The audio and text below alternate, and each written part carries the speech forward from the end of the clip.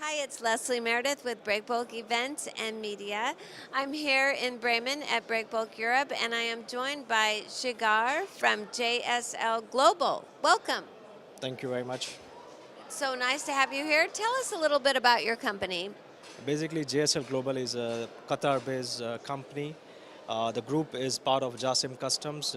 It's established since 1978. We are in Qatar. Head office is in Qatar. Basically, our company main focus is project logistics, chemical logistics, and cold chain management in Qatar. Excellent. All right, so tell us the kinds of projects that you're involved in Qatar. You've come a long way. Yes. We're happy that you have. Thank you very much for that. Basically, our company is more focused on rail project like the Doha Metro, because everybody knows that Qatar is going to host FIFA World Cup 2022.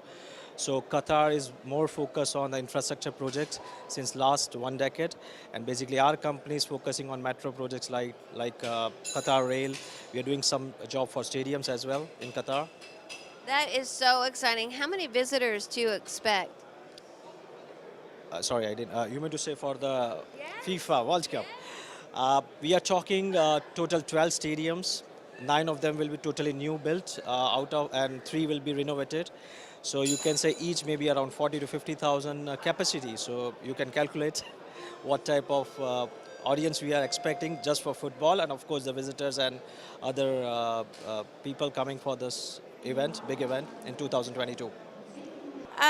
Now, Qatar has been under a blockade for almost a year. How has that affected your business and Qatar shipping in general? Okay, I was expecting a question. This question. Basically, Qatar is going through this blockade since last 1 year.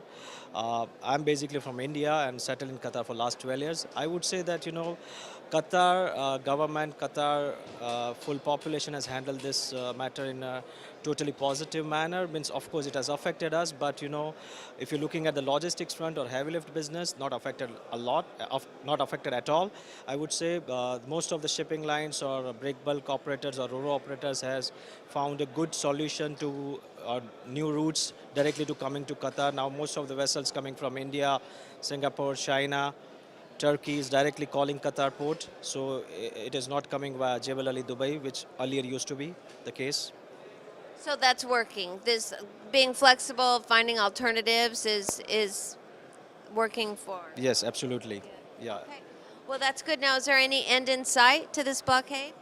I'm not a right person to answer on this, but we hope this should end soon, and we all should work together in a heavy lift and break bulk together to focus on the core business.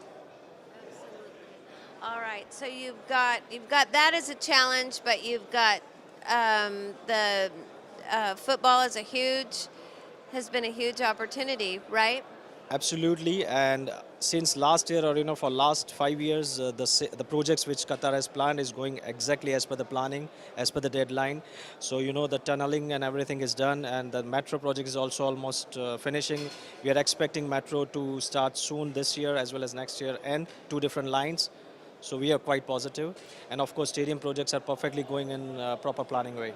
Well, that's fantastic, and it seems like even once this tournament is over, all of the construction, all of the infrastructure improvements will have a huge impact on the future of Qatar. Yes, of course.